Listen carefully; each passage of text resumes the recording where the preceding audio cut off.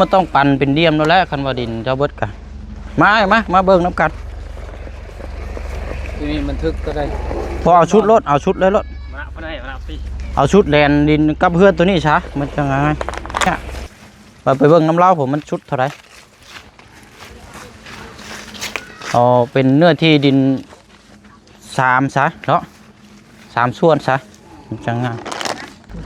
ใช้ข้างครัวก็ได้ให้เราใช้ข้างครัวแล้วเราแปะนี่มองนี่บ่ทับหนังสือเด้อเอาไม่ใจเอาน้องได้ไหมล่ะนั่น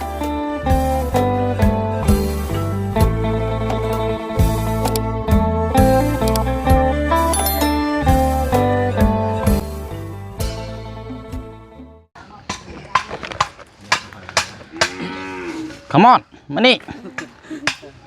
โอ้ใหญ่ไว้ใช่มามื้อนั้นสิท่วมเขาเลยเนาะโพดดีๆนี่พี่น้องเนาะเป็นได้จ้าแล้วจะโรยอะไรกินแล้วได้ยังกินอาหารแซ่บบ่แซ่บอยู่จังมุ้งแล้วตอนนี้จังมุ้งแล้วมุ้งกลางอยู่พุ่นคอยมาเว้นว่ามุ้งเขาบอกจักมุ้งเอาอะไรพี่น้องเนาะวันนี้ก็ได้วันเวลาที่เฮา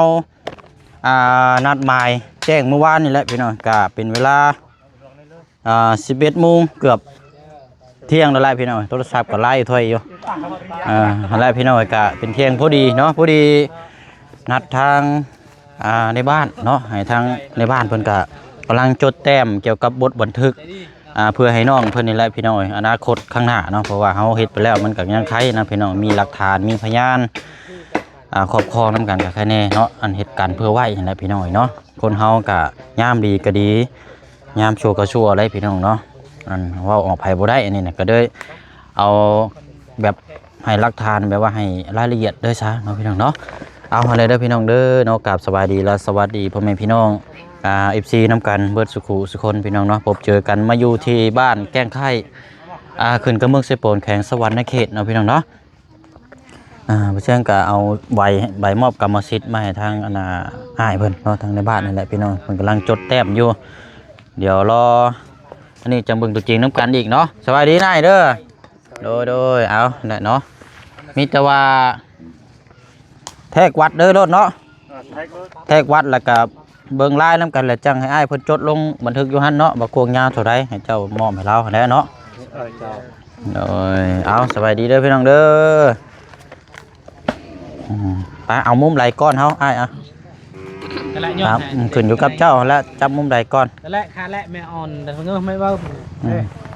ไปเนาะเอานมมากินเอามาให้มีอยู่กล่องนึง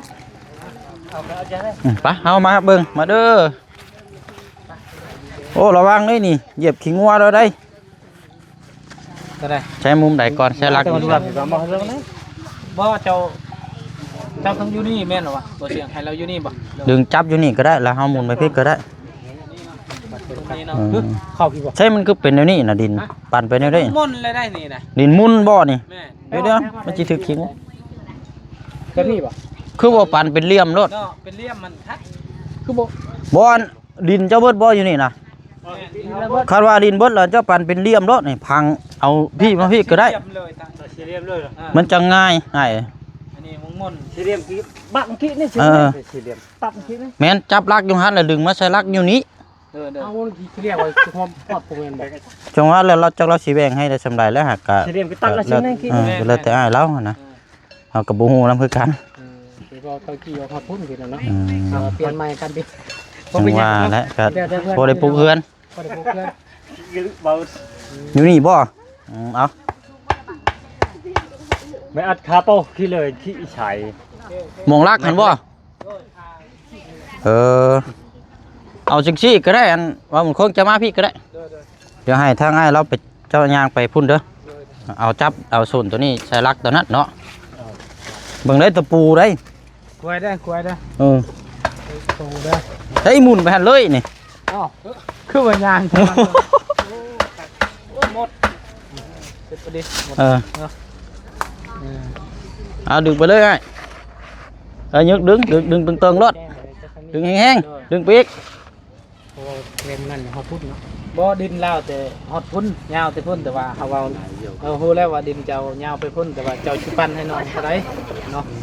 แม่น ได้ซ้ำนี่เนาะ ๆเอาตัวไรแล้วติดแล้วบ่ลักน่ะ อันนี้ก็ จับอยู่หั่นแล้วเจ้าจับอยู่หั่นแล้วเจ้าจับอยู่หั่นแล้ว จั จั บบ เลยยกกี่เลยแม่ จับแล้ว แม่ก้มกี่เลย ให้เราจับตึงๆนะ ตะขยังยังเบี้ยนะ เอาสิได้ฮู้ว่ามันยาวเท่าไหร่ ไอ้เยิ่มจับเลย จับแล้วบ่เบิ่งอยู่เอาเท่าไหร่บ่บุญ10บ่ 10 11เมตรบ่ 11 เมตรพอดี11เด้อ เอา11นั่นละ เนาะ11เนาะ เอา11เอา นี่อันนี้ ปลาเลยไอ้บ่นี่ปลาเลยเอา11ลายนี่ลายปลาเลยปลาก่อน คน11เนาะ ลาย11จดไว้นะเดี๋ยวจังให้อ้ายเพิ่นจดทิศตะเวนตกว่ะ เป็นตกเป็นตก 11เนาะ เด้อ ตัวนี้เฮาบาดไปล่ะเฮาย่างไปพุ่นละมือกล้องเฮา ชื่อเลยเนาะบ่เชียงเนาะ มันต้องปั่นเป็นเดียมแล้วแหละคันว่าดินเจ้าเบิดกันมาเบิ่งน้ำกัน ทีนี้มันทึกก็ได้ พอเอาชุดรถเอาชุดเลยรถ มาบ่ได้มาปี เอาชุดแลนดินกับเพื่อนตัวนี้ซะมันจะง่ายพี่บ่ นี้ ใช่ ไม่ นั่นตัวนี้ นี่บ่ เนาะ บัดนี้ดินฝั่งนี้ของทางนี้เนาะ ของเขาไม่รัก แสลักอยู่ดังอยู่ใช่ เด้หลักตัวนั้น เฮาลักอยู่พุ่นมันเฉียวไปได้ใช่ ปั๊บ นี่ ไม่ตัวนี้ เอามาใส่กระกุกตัวนี้เนาะโอเคเอาใช่เอาเบิ่งเด้อ 14 14 14 14ฮะ14 ตอกเลยฮะ อันนี้ครับจักไม่ได้มันบริสุทธิ์เนาะ ตรงนี้มันเป็นแบบว่าเป็นบงมุนเป็นแบบอันนี้น้อยนึงเนาะเฉียงๆน้อยนึงเนาะ หรือว่าเฮาเฮ็ดแบบนี้ให้มันชื่อบ่อันนี้เป็นคนบ่ ตัดหลังที่แล้วเจ๊ใบ บ่นี่นั่นบ่ได้มีทางเที่ยวบ่ บ่มี บ่ได้ทางเที่ยวน่ะไปพุ่นบ่ อะนาเที่ยวนี่แม่น ราแกงบ้านเหรอ บ่นทางนี้ อ๋อทางเที่ยวนี่อยู่พุ่นเนาะเอานี่แหละเนาะเอาดินไปตามหน้าดินนั่นแหละมันโค้งไปก็จังจดไปตามโค้งนั่นแหละเนาะ ตัวนี้ทิศใต้เนาะ เอาดึงไปมองลักแดนมองเจ้าพุ่นละมันอยู่มองใด ทิศใต้นี่เนาะหรือว่าทิศเหนืออยู่พุ่น เทเวศเนาะไปเอาย่างมาพี่ละไปพี่ละโอ้บงไว้นี่เลยเนาะ เป็นนั้นเลยดินนี่เนาะ ครับเป็นเบิ่งก่อนได้ เอาเป็นวงมุนเล็กก็ได้ซะตัวนี้เอายาวเล็กก็ได้หน้าเดียวเล็กก็ได้ แม่นสบายกว่าเนาะ มันจะง่ายดีเนาะบ่บุญเนาะเอาชุดเลยเพิ่นเนาะเพราะว่ามันโมเมนต์ดินเดียมนะพี่น้องมันยากไปเบิ่งน้ำเล้าผมมันชุดเท่าไหร่เอาเป็นเนื้อที่ดิน3ซะเนาะ3ส่วนซะมันจะง่าย 22 22โอเค22นะบ้านนี้เก็บเอาบ้านนี้เรียบร้อยแล้ว มีแต่จุฬาลงให้อ้ายเพิ่นลงอันใบเพิ่นละเป็นแก่เนาะ มันดินมันบ่เป็นเดี่ยมเด้ดินบ่เป็นเดี่ยมนั่นแหละก็เอาอย่างน้อยก็ให้เป็นตาน้ำกันนั่นแหละเนาะกว้างยาวเท่าไรก็ปกตินี่พี่น้องแต่ว่าขอให้มันถูกต้องเพื่ออนาคตทางน้องเพิ่นนั่นแหละ ตัดอยู่นี่รวมมาเลย เลย ท้องเนาะท้องแต่ว่าพี่จดกันอยู่ 22 11เนาะ 14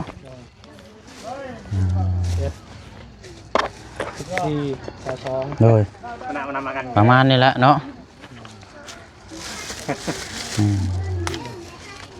จดก่อน ให้เพิ่น นี่แหละเนาะโคกทินนี่มันทำออก โอ้เบ่เลยรถกกอันนั้นก็เอาลงเบ่เลยรถเท่านั้นทำลงเบ่เลยแล้วเพิ่นสิเอาเท่าใดก็ว่ากันแล้วแต่ทีมงานเฮาว่ากัน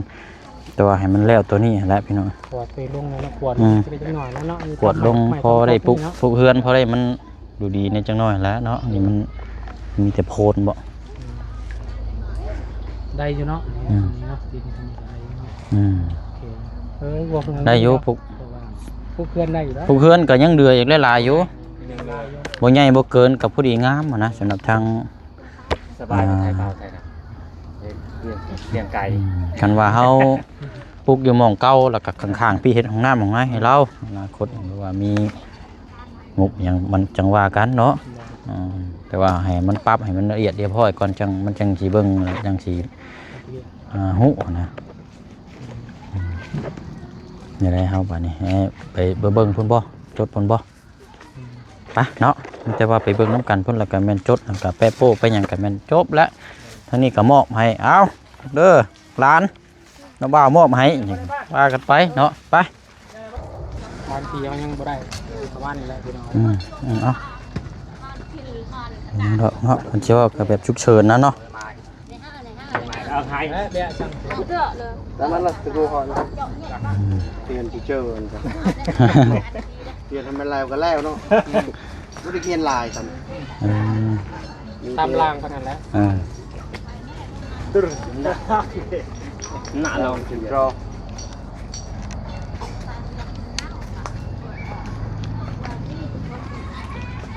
มันจะเขียนชื่อทั้ง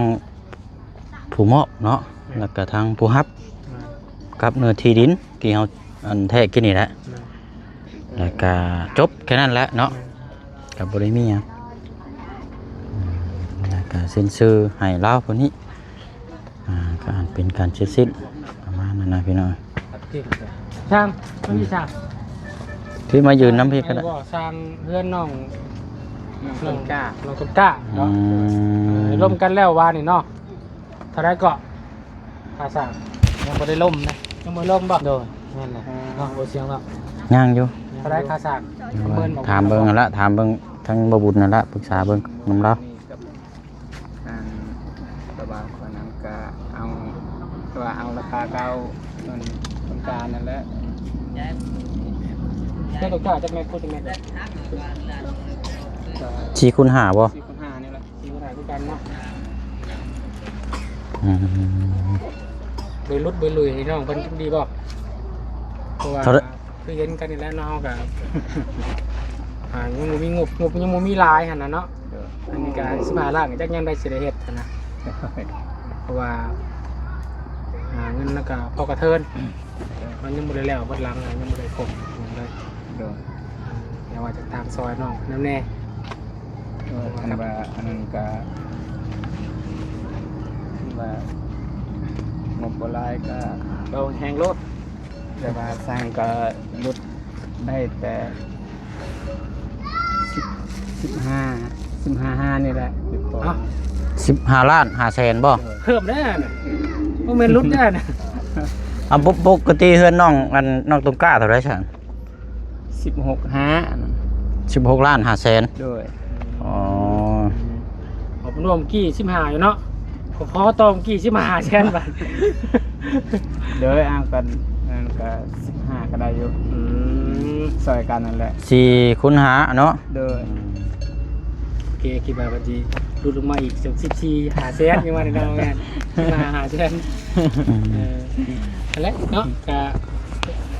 ตามความเหมาะสมอะไร พอดีพองาม15ล้านก็ ทางซอยกันเนาะ ซอยกัน ก็ซอยรถลงมาอีกแล้วสำเร็จต้นกล้าก็16ล้าน5แสนเนาะ โดย ก็ดูลงมาอีกเลย15ล้าน โดย ก็ผู้และถ้าเขามีงบซื้อมงซื้อไม้ผู้แล้วเนาะจังสีเอื้อนช่างมาเข้ามาเนาะ โดย สิจะให้ช่างประเมินไม้ว่าต้องใส่ไม้ยังแน่เท่าไรเนาะ โดย แต่ก่อนอื่นเราต้องปรับสถานที่ ปรับ ก่อน ตัวนี้ก่อน ปรับสถานที่จัง ละคอมอนไปลินพวกกูลูกไปพากันไปพวกกูเด้อ อัดเยอะตะกี้ไอ้ กระเป๋าได้เยอะเกินไป เราก็จะเข้ากล้อง เติมเสีย โอ้เขากล้อง บ่ได้ปีนึงใหม่ บ่ได้แล้วแบบนี้ อันตรายได้พี่น้อง ทรงสไตล์นี่ก็ ชุบจั่วแล้วเสียเพื่อนแล้ว ทรงจัวนี่แหละมันจะง่ายเนาะทรงจัวแบบ งานเห็นคือมันต้นกล้ามันง่าย ทรงจัวแบบธรรมดานี่แหละ เดี๋ยวใช่ใจบุญคิดนะมันถามมันมีรีล้อแบบ เทปเอาไปไหนมือสังกะสีแอมพักกระจาดของคนไล่ไปไหนเนาะแต่ก็ใจเย็นก่อนเนาะ จะรอ ปูเพื่อ เราเบิ่งหั่นแหละ ทำตกซอยน้องคนนั่นแหละเนาะไปดีปลาลงกัน น้ำบ่เสียงมีอยู่6ล้านมีอยู่6ล้านกีบมาแจ้งน้องเพิ่นมื้อน่ะ เชียงหกเนาะคง3 ล้าน3 ล้าน7อาจารย์ลาว3 ล้าน6 3 ล้าน4 3 ล้าน4ไล่ไม่หน่อยบ้างตกอยู่ประมาณ8 ล้าน7เป็นปลายก็8แต่ว่าไม่นี่ได้เยอะ ไม้นี่4คูณ5นี่ประมาณ17ล้าน แม่นอนาบอดีเพิ่นสั่งตอนนั้นครบเลยวะหรือว่ายังบ่ครบ บ่ยังกำกึ่งอยู่นี่นะอยู่ถึงก็ว่าครบ17ล้านนะเพราะว่าสร้างเฮานี่ก็บางเทื่อเพิ่นก็เฮ็ดที่บางเทื่อเพิ่นก็เฮ็ดห้างนะมันขึ้นอยู่กับช่างอีกได้อันนี้ก็มันอยู่ในรายละเอียดเรื่องเฮือนอีกได้บางช่างเพิ่นก็ตีไม่เส้นนี่ห้างมันก็ลดไปอีกมันถึงการเพิ่นก็เฮ็ดที่นะเฮาอันนี้เฮาก็เบิ่งตัวจริงกันอีกเทื่อนึงแต่ว่า เป็นค้างครูบ่หรือว่าค้าง มันก็ขึ้นอยู่กับทางช้างน้ำแน่นะแต่ว่าเต็มที่นะ17ล้านสร้างให้แม่น้องเอิงมื้อนั้นก็17ล้านปลายเดียวกันนั่นแหละ เดี๋ยวเอาลากมานั่นแหละเนาะสั่งเนาะ แม่นก็จะประมาณนั้นแหละ เอาสเปคใหม่สั่งเริ่มหน่วยน้องเอิ้งบ่หรือว่า โดยและก็อันจังว่ากันเฮาเคลียร์ตัวนี้แล้วก่อนเนาะเพื่อให้รับรู้เพื่อจัดแจงนำกันแล้วก็คุยน้ำสร้างไว้ก่อนพี่น้องว่าราคาเท่านี้เพื่อพี่น้องว่าเราฮู้ราคาแล้วก็แค่นี้ว่าจะคันว่าจากซอยน้องเพิ่นก็แค่นี้เฮาฮู้นำกันเพิ่นแหละเนาะประมาณนี้นะ15ล้านโอเคใช้แม่ไปใช้ซะไปให้เลยใช้หมักซีดีได้อยู่บ่เอามาต้มแม่ เบิ้ลชลัย ก็ช่างจะเมื่อวานเนี่ยมาต้มแล้วหมักซีดีให้โอ้คักได้ซีดี ผมมักชลีก็หมดแหละ เบิดแล้วหนูกินล่ะ อันการละ อ้าวมีแต่ต้นชื่อ โอ้ย บ่ได้เลย ต้นไปขายเวียดอันละเนาะ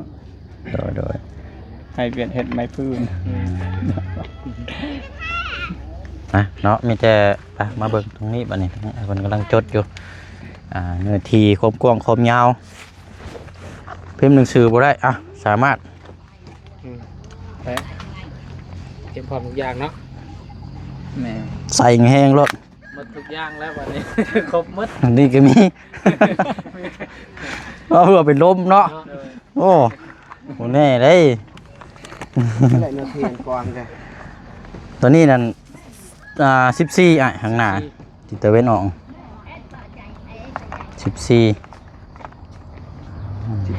14คูณมันไหน ลายนี่ละ14แล้วก็โค้งมาพี่นั่นเท่าไรกินนี่22เนาะ กับ11ตัวนั้น11 ตัวนั้น11 3แจ ตะเวนตก จะเป็นตุ๊ก ไหนชีวิต ตะเวนตก11 ฮะ ไหนไม่ไหล งาน14 14 คูณ14 เลย โดยแม่นแหละ ประมาณนั้นแหละเอาให้ที่เราจังบ้านเฮานั่นแหละจังให้น้องเพิ่นหารักมาพังคักๆอันนี้ง่ายคักๆแล้วจังเฮ็ดได้พี่น้อง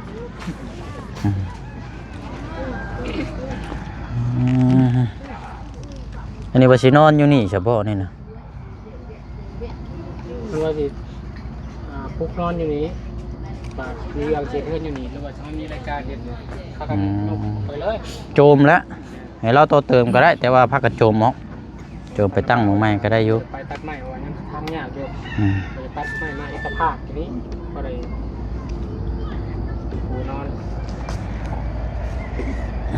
ประมาณ10 คนได้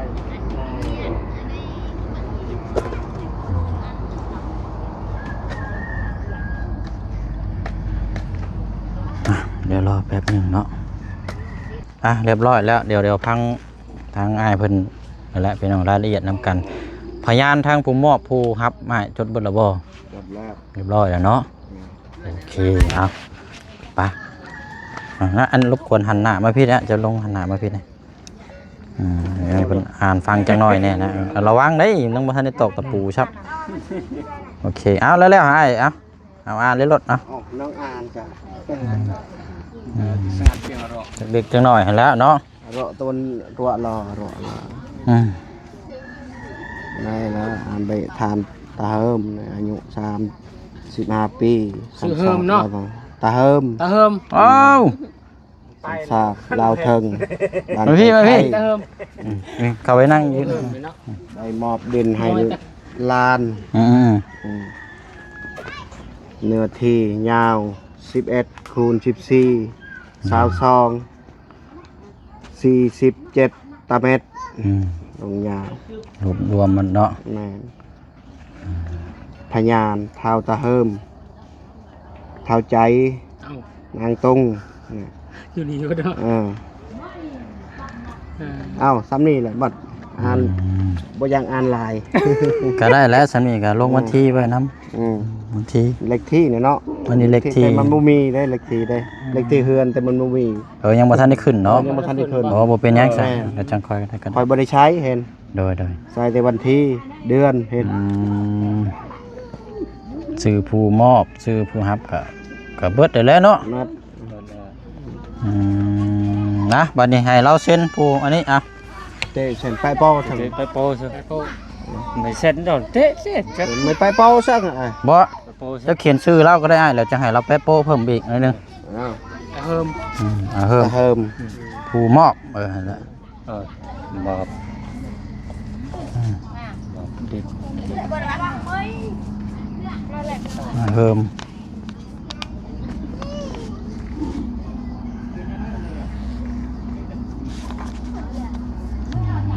ตาเฮิม อืม บ่เห็น นวัดใจวันนี้ก็ใส่ชื่อเราชื่อใจก็ชื่อพอละ นั่นนะใส่ตัว ชื่อใจก็พอ ใจ เท่าใจโอเคอ้าววันนี้ชุดน้ำตัวนี้แล้วเอาใส่ข้างครัวก็ได้ให้เราใส่ข้างครัวแล้วเราแปะ ในไหม นี่มองนี่บ่ทับหนังสือเด้อ เอาไหมจ้ะ เอาน้อง ในไหมเนาะในไหมใน มองแล้วมองได้บ่ทับหนังสือ เออ เออเรียบร้อย ตามันครบชด งานอีกแล้วค่ะเก็บไว้ก่อนบัดนี้ เอา โอเคปะก็ถือว่าเรียบร้อยวันนี้เอาไปให้ทางในบ้านบ่ทับตาเนาะ ด้วยเรื่องประทับตา เจ้าและเอาขวนเจ้าคือเก่าและบัดแล้วจังมาให้เรา โอ้ย นั่นแหละพี่น้อย ไปอีกเนี่ย ประทับตาจะสิมาเลยบ่ มาเลย อ๋อไปเอามาเลยเนาะ เป็นเจ้าเป็นแม่บ้านวัยรุ่นที่อยู่แล้ว ม แม่นเลย คักอยู่พี่น้อยเนาะไวอยู่คักแบบนี้ คือว่าแล้ว อันน่ะเพิ่นเมื่อเอาอันนั้นเลยเนาะ แม่ อืม ประทับตามาเลย ประทับตาก็มีแต่เอามาให้น้องเพิ่นเก็บไว้บัดนี้ผู้ ซองน้ำตาลทำหมดมันไม่ให้เนาะซองน้ำตาลเนาะ เราจังซื้อมาให้เราก็ได้ กับทุกอย่างไว้ กับถุงยางไปเข้ามาแล้วก็จังซื้อมาให้เราเพราะว่านี่บ่เชียงซื้อมาเป็นใบเดือจากอันซื้อที่ดินของทางประตูคำดีมื้อนั้น เนี่ยนอนแจนหักสายนะจะไปชิมสะสายจะน้อยหนูกัดเบิดเลยท่านทองชาครับ ป้าสาวมีแต่เรียบร้อยแล้วเนาะกะโอเคโอ้ยสิล่มเลยพี่น้องป้าสาวนอมีแต่ว่าเรียบร้อยเด้อวันนี้พี่น้องเนาะเรียบร้อยมายืนพี่ๆเข้ามาในพี่เอานี่แหละพี่น้อยตาเฮิมอายุเท่าไรก็ อายุ30 ปีเป็นหน้าบ่าวของน้องวัดใจพี่น้องซื้อเรามอบให้หลานเราแล้วก็มานี่ก็เป็นสักขีพยานน้ำกันบัดนี้ได้เด้อ เจ้า บ่สามารถได้เนาะมอบให้ก็คือให้เนาะ เจ้า ถ้าว่าสิทวงคืนหรือว่าจังใดก็ขึ้นอยู่กับทางอำนาจปกครองเพิ่นสิอันนี้แล้วนึงได้บัดนี้เนาะ เจ้า พอเฮาให้ได้เด้นั่นแหละก็มันเป็นที่หลักฐานอีกมุมมองนึงเนาะ เจ้า เราก็อยากเห็นให้มันแล้วเลยเพื่ออนาคตแม่นรู้เจ้าว่า เจ้ายังให้หลานว่าดี แต่ว่าถึงเถื่อลูกเจ้าใหญ่มาเพราะเจ้าบ่อยู่พู้นเนาะมันมองไกลตัวนี้นะดีแล้วจะเฮ็ดให้ถูกต้องเบิ่งน้ำกันนะก็เรียบร้อยแล้วบัดนี้ก็เบิ่งแยงน้ำกันเนาะมีอยู่มีกินก็อยู่นี่แหละก็คือบ่เชียงว่าวหั่นแหละพี่น้องใหญ่มาถึงเถื่อเราโอ้เป็นเศรษฐีก็มีได้เนาะรวยก็แฮงได้เจ้าสิได้พึ่งพากันเนาะคนเฮามันมองตัวนี้มองตัวนี้นำบ่ได้แล้วต้องผู้แลบัดข้างหน้าพู้ เผื่อเรามีอาชีพดีๆพอได้พึ่งพาอาศัยน้ำกันกับเนาะแล้วก็สิบ่ลืมบุญคุณเนาะเพราะว่าพื้นดินนี่ก็มันเป็นที่เจ้ามอบให้เด้นะพี่น้องมาเนาะ เป็นแล้วถือเรียบร้อยเบอร์มากกับหอยเนาะ โย เดี๋ยวเบิ่ง นี่ แย่งกันแล้วเนาะมีไผเบิ่งแย่งเขากับพี่น้องตัวเองดอกเนาะนะบ่าวตัวเองก็เบิ่งตาลตัวเองนั่นแหละมีเบิ่งจะไปสิเบิ่งลาวนะ ประมาณนี้แหละเนาะ เบิ่งได้แต่ซ้ำที่เฮาเบิ่งได้ไปอื่นไปตลอดนะ แม่น เนาะมีแต่เบิ่งกันนะผมจะเป็นนาบ่าวเด้อขอบใจหลาย ขอบใจหลายๆเด้อเบิ่งแย่งน้ำกันเนาะภาษาเฮาล่ำลาเด้อพี่น้องเนาะมีแต่ว่าเรียบร้อยเนาะวันนี้ก็ติดตามเบิ่งหน้าเวียกทั้งปรับหน้าดินก้อนหรือว่าจังไดก็ติดตามเบิ่งนางทีมงานน้ำกันนั่นแหละพี่น้องเนาะหากินข้าวก้อนบัดนี้พี่น้องเที่ยงแล้วยังบ่ทันได้กินข้าวเช้าอยู่เจิดชายเจิดครัวอยู่ไปเนาะบ๊ายบายเด้อพี่น้องเด้อเนาะสำเร็จเรียบร้อยพี่น้องแล้วก็จังไปติดตามเคสน้องป๊อปเนาะช้างก็รอท่าอยู่ทางนั้นกันเนาะซื้อสโคกสวมไปให้เราก่อนเนาะเอาทั้งน้องดำโอเคเอาขอบใจแล้วล่ะเด้อไอ้น้องเพิ่นจับกล้องให้กินนี่พี่น้องเอาบ๊ายบายก่อนเฮ็ดดีๆแล้วว่าบ๊ายบายก็ได้ ได้บาย เออ